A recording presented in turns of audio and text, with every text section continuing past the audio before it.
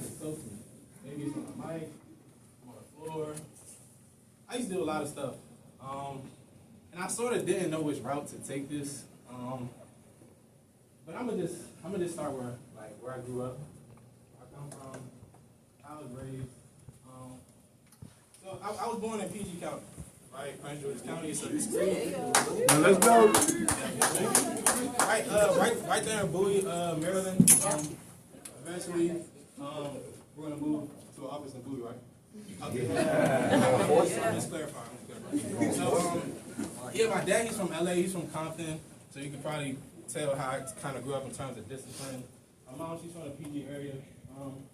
Growing up, though, I played a lot of sports. I was very, very, very talented.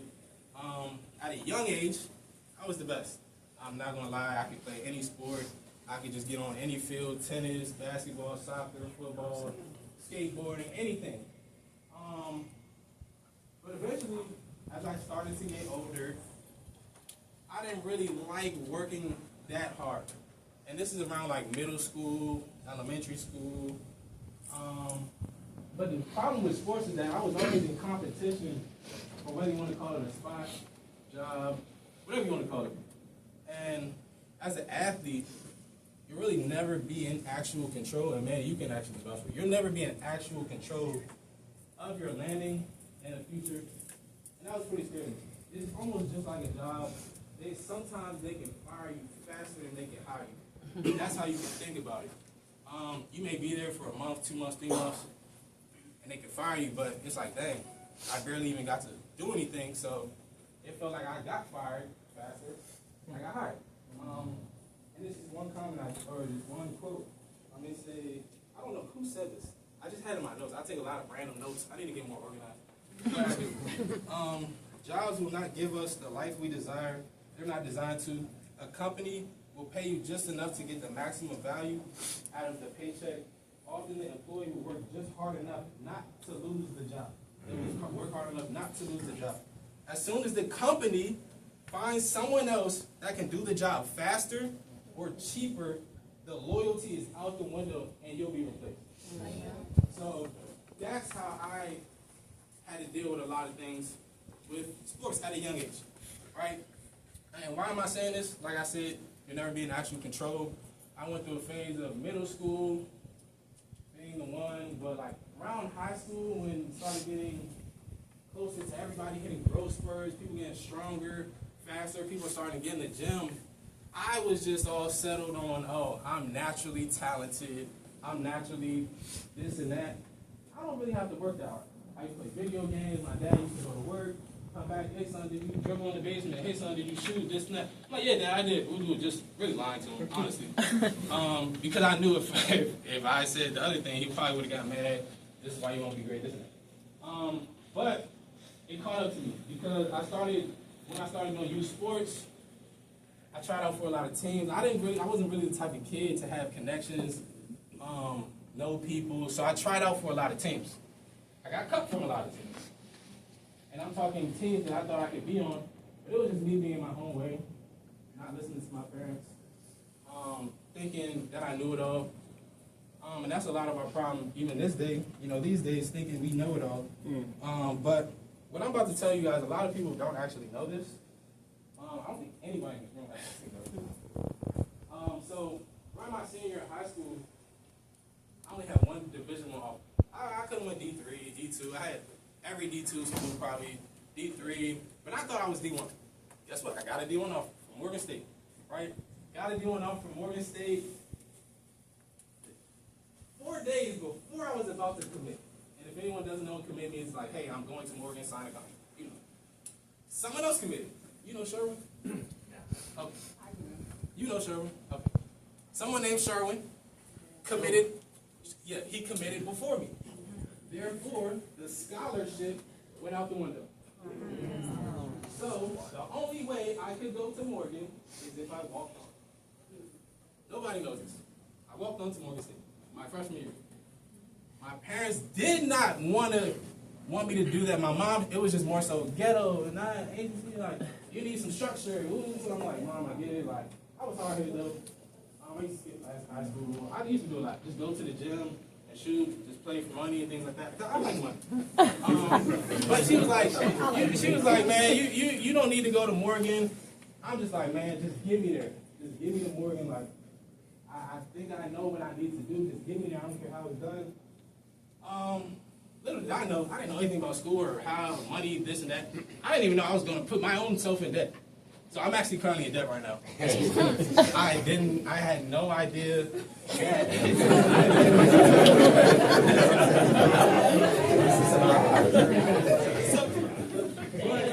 that point on, I learned at a very young age that no one owes me anything, and they don't give a damn. No one gives a damn, right?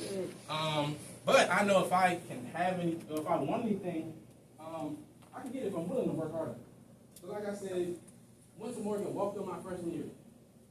I ended up playing more than the guy that they recruited. Well, they recruited both of us, but technically, you're supposed to owe the guy more who is on the scholarship. I ended up killing people in practice, weight room, everything. So I played more than some of the people they recruited, and I walked on. That following year, guess what they put me in the office, sat me down. Hey man, we want to give you a scholarship. So I technically earned a scholarship to play basketball at Morgan. But if anyone knows about Morgan State, the division, it's a low major. So your chances of going pro are like less than 1%. They're like literally less than 1%. 1% of people that go to college even play pro. I was at the lowest school in the whole entire college basketball. So other than that, man, I hated class. I already told you I hated, in high school, I hated class, so I skipped it. College kind of did the same thing. But I had more of a figure so I could get away with certain things. Hey, text my classmate, yeah, let me know what we got. Can you do this? Can you do that for me? But it got to a point where people started asking for money. So I'm like, all right.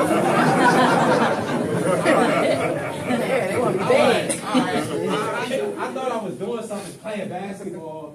All right, cool, yeah. It got to a point people were fed like, yeah, I need some money if you want me to do this next. So I'm like, dang, like, I'm broke. I'm broke. What do I do? So, knowing me, like, if y'all remember, I used to go to the gym to play people for money, so I like money. I started getting money in a way I probably shouldn't have, but I did anyways. I'm gonna just leave it at that. I started, man, doing a lot of stuff. I started buying a lot of stuff. I had a lot of money. I started buying clothes. I bought actually the car rehab. The Audi, that's crazy. That car, I bought a lot of stuff. Shoes, apartment, anything you think of. Not anything, but I bought a lot of stuff. And I'm like, dang, man, like, I love the feeling of being able to do what I want. But in the back of my head, I'm like, I'm not doing it the right way.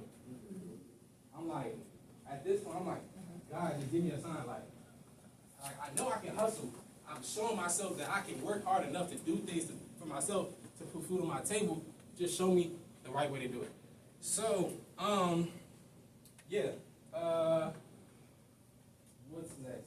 Oh yeah, so as a broke college student, I started doing that. I actually started going to clubs. Matter of fact, I started going to clubs. Let me just take y'all down memory lane. I started going to clubs, buying bottles. Nobody on the team had money. I'm like, yeah, y'all good. Just come with me. Just go to the front of the line. Hey, security here. And just let us in. Well, they used to let us all in, but it just showed me that, like, if I just put my mind to something, like, I know it's wrong, but if I just put my mind to something, man, I can get it done. I can get it done. I just need the right opportunity. So I eventually got hurt. Right? I had broke a bone in my foot. My life was on pause. I had 2 surgeries. The first one, they put a screw in my foot. I came back too early because my coaches said they needed me to play and they weren't giving me the right treatment. So I ended up re-injuring it and had to get surgery again. I had a medical red shirt. I missed like 2 years of basketball. That was a sign. Yo, slow down. Like, you know what I'm saying? Like, you're moving way too fast. Just slow down. So I ended up being like on bed rest. I had surgery. I started making music. I started rapping for fun, though. I started rapping for fun. I was actually good at it. People at my school actually started wanting me to perform. Y'all don't even know this, but Tariq was my manager.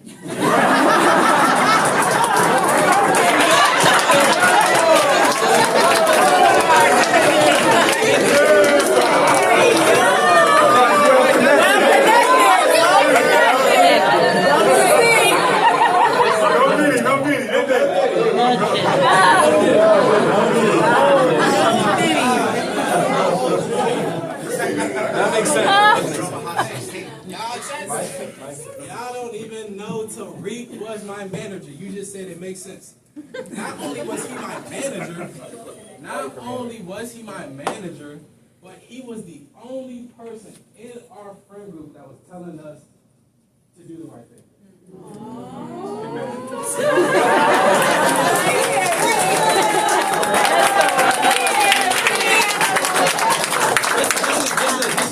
This is a part of my story, though. This is a part of my journey. It got to the point where, like, we started networking, going out, meeting people, shaking hands. We took trips to New York. We went to Miami. We went to a lot of places, met a lot of people, and started connecting. So it was just in our blood. Like, we just gotta get out. We gotta get seen. We gotta meet new people. We gotta open doors. It was just natural. And in my head, still, I'm like, man, just give me the vibe. This is just a hobby. I'm making music as a hobby. I start actually getting paid for it. I'm even surprised myself. I'm like, dang, I performed at homecoming. Hoodie was my cameraman. He recorded a lot of videos. But man, what a time. And it just took me to the point where, like, okay, I play basketball, but you don't have to be acknowledged as being or doing one thing. A lot of athletes put all their eggs in one basket and forget about their life off the court, having fun. You know, they have fun, but knowing they have workouts in the morning, they miss workouts doing, like, I'm talking about have fun at the right time. But it just showed me, like, man, if I just do certain things, I can be an influence in a different type of way. Like, it's crazy how many people are, like, giving me praise for music. Like, it's just music. You know what I'm saying? It's not PHP where you're literally offering somebody an opportunity to build wealth, make money. I'm like, man, just still, God, just show me something. So, my senior year, I'm going to get to my senior because, man, this is a lot. And I skipped over a lot of stuff. But, so, my senior year, I vlogged my whole season, man. I have it all on video. I just never got to drop it because my hard drive broke. But it's okay. Yeah, I know. It's okay. But, yeah, my senior year, man, I don't know what got into my style of play, man. I just had a whole bunch of confidence, man. I started killing it, man. I was averaging like 20 points per game. I had like 4 30-point games back to back. I was leading the nation in like 3-point percentage in all of college basketball. But at the same time, I was still doing stuff off the court, and people were wanting to interview me for like, yeah, man, how do you do both? How do you do both? This and that. And it just kept painting a picture in my head that, like, yeah, man, I got to do something else outside of basketball to show these athletes that if you focus too much, sometimes too hard for too long with no breaks, and never give yourself any time to have fun, you could put yourself in like a mental depression state, especially if it doesn't go right. So that's where I was at my senior year. But guess what? We didn't win any playoff games. So around March, we played. Matter of fact, like 2 weeks before March, I got invited out to an event. All right. Well, really, Ty Horner invited me out. Does anybody know who Ty Horner is? So basically, he invited me out to PHP, to the office. Tariq invited him out. He invited me out. He got started. He disappeared, but I'm here, and he could have made. Well, it doesn't even matter. But anyways, so I just say, yeah, Tariq invited me out because he should invite. Well, you did. I just went with Ty.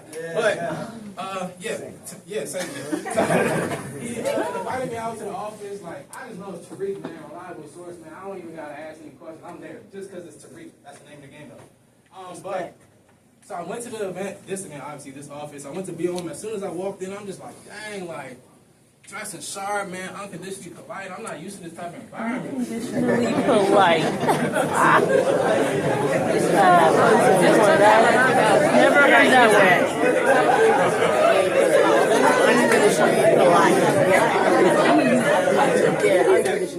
Unconditionally polite, man. I just never seen it before. Like, I go to an HBCU and people hate on other people.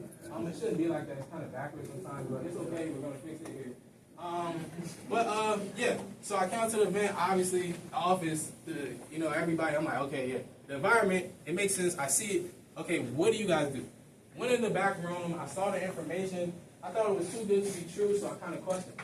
I'm like, wait a second, obviously, why don't I teach this in school? Y'all know right now. Why don't my parents don't teach me about this, blah, blah. It got to the point where I'm like, yo, like, I got to make a decision. I invested in myself, going to Morgan, walking on, pretty much investing in myself, making music. I did pay for certain things to get things done, so I'm like, you know what? This actually makes more sense than that and that combined, so like, I might go get started. So, I didn't know it was $199. I just said, like, I just want to get started. I mean, fortunately, I had money, so I was able to pay, for, you know, the $199. So after I got started, this is when I went to the tournament where we lost, and I was at a point where I'm like, dang, like, we lost. I had all these numbers. What if I don't get picked up? What if no agent calls my phone? What if done this and that? I forgot I signed up with PHP. I literally forgot. I know I got started. I didn't set my back office up. I didn't do a fast start. I didn't do any of that. I was like, man, y'all gotta wait. Like, I got stuff going on. So, yeah. I went home after we lost. I'm just sitting in my room, like, man, like, shaking. Yeah, thank you. Thank you. But I'm like, what am I gonna do? What am I gonna do? Like, so I had a couple phone calls with my agent. Well, different agents. I was able to sign. Thank God, I had a connection. I signed to a really good agency. And I had a pretty draft workout with the Wizards. I killed it. They really asked me to come back. I had more with the Timberwolves, the Warriors, 76ers. And I did something really stupid. I don't know if anybody in here knows what the Piss League is, but it's a league in Maryland. I went to go play. Went up for a block, came down, sprained my ankle. That's when I was in on the crutches. Oh, time? All right, so fast forward. It's time, so I'm a fast forward. I'm a fast forward, but I sprained my ankle. Long story short, I messed up my opportunity to go to the NBA, you know, things like that. So I ended up saying, yeah, I'm gonna just go overseas, find a contract, sign a contract. That's when I'm like, all right, cool, out the way, agent out the way, contract out the way. Now what? Oh shit, I got PHP. Reed is killing. I'm watching Reed on Instagram posting. I'm like, all right, I gotta get in there. Got in the office. It made too much sense. I did a lot of stuff. Invited a lot of my friends out. Boom. So fast forward, TTT. It sold me the vision. Big event, sold me the vision. Went to Greece. I know I don't have that much time, but I just want to say this. Man, it's no excuse. It's no excuse why. At least you can't put time into it. You may not be the best recruiter. You may not be the best person to run an RI. You may not be the best leader, but you can still be here and get here. And if you can't get here, there's Zooms at 11 a.m., Tuesdays and Thursdays. It's just, you just gotta want it or not. And it's not too many things that I've came across, and not so many things I came across that's better, pays more of an impact, things like that. So I was in Greece, y'all know, I was in Greece up until 4 or 5 in the morning, 6 in the morning. Sometimes I have weights at 9 a.m. I'm just like, you know, F it, I'll sleep after. So it just showed me, like, you know, that I gotta be out here, man, giving more to my type, like athletic people, athletes. I just want to be that advocate for athletes. Eventually, over time, I want this to be an outlet to get me to be an NBA agent, being able to sit courtside, making millions of dollars in passive income, teaching all my players how to build wealth long-term. I know my agency doesn't speak at all. My agency, they just, hey, you're talented, we want you, boom. Don't get me wrong, they give me the greatest opportunities to play basketball. Right. But that's it. So I don't know if y'all know who Rich Paul is. He's LeBron James. But I want to be able to eventually, over time, retire from basketball, use this, create an exit plan or something. Earn millions of dollars in passive income, but still have a team. And I want to be courtside, you know, showing multiple athletes NBA games and teaching them how to build wealth long term, showing them how to make additional income. Even college athletes with NILs, things like that. Yeah, Greece was great. Weather good, food good, fresh fruit, island hopping, jet skis, all type of stuff. So yeah, that's my time. Let's go.